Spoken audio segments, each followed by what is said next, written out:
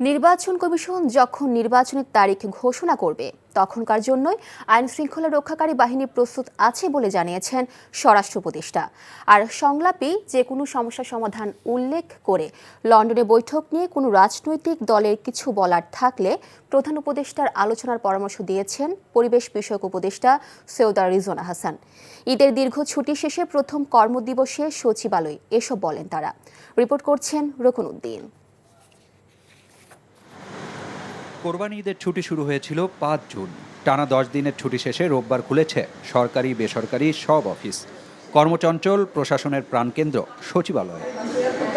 সকাল সকাল বেশিরভাগ বিভাগ আর দপ্তরের কর্মকর্তা কর্মচারীরা চলে এসেছিলেন প্রায় সব উপদেষ্টাই।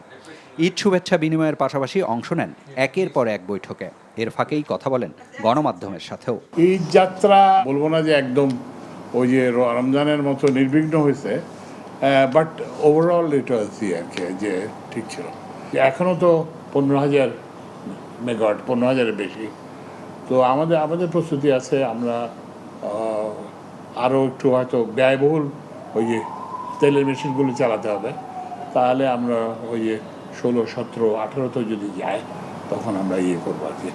আইন শৃঙ্খলা সংক্রান্ত কোর কমিটির বৈঠকের পর স্বরাষ্ট্র উপদেষ্টা বলেন, নির্বাচনের জন্য প্রস্তুত আইন শৃঙ্খলা রক্ষাকারী বাহিনী। কথা বলেন ভারতের পুশির নিয়েও। হাই কমিশনার আছে ইন্ডিয়া, সেও আমাদের অফিসেও আসছিল, তার সাথেও আমাদের কথা হয়েছে।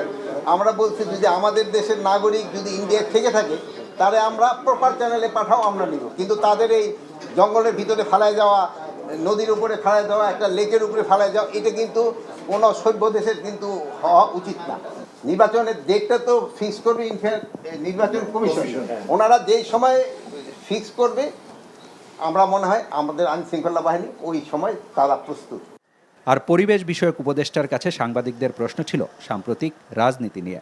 জবাবে বলেন, লন্ডনের বৈঠকের পর পরিস্থিতি এখন বেশ স্বস্তিকর। আমার কাছে পরিস্থিতিটা বেশ স্বস্তিকর মনে হচ্ছে। হ্যাঁ, আর এখন রাজনৈতিক দলগুলো তার অবস্থান থেকে কথা বলবেন।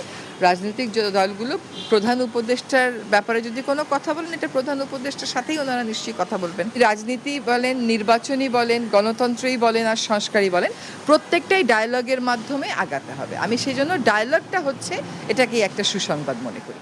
এবছর 91,36,000 পশু কোরবানি হয়েছে ও দেশের বাইরে থেকে কোনো পশু আসেনি বলে জানিয়েছেন মৎস্য ও প্রাণী সম্পদ উপদেষ্টা। রকুনউদ্দিন, এনটিভি নিউজ, ঢাকা। বান্ডেল থাকলে প্রতি সেনমানিতে টাকা বাঁচবে।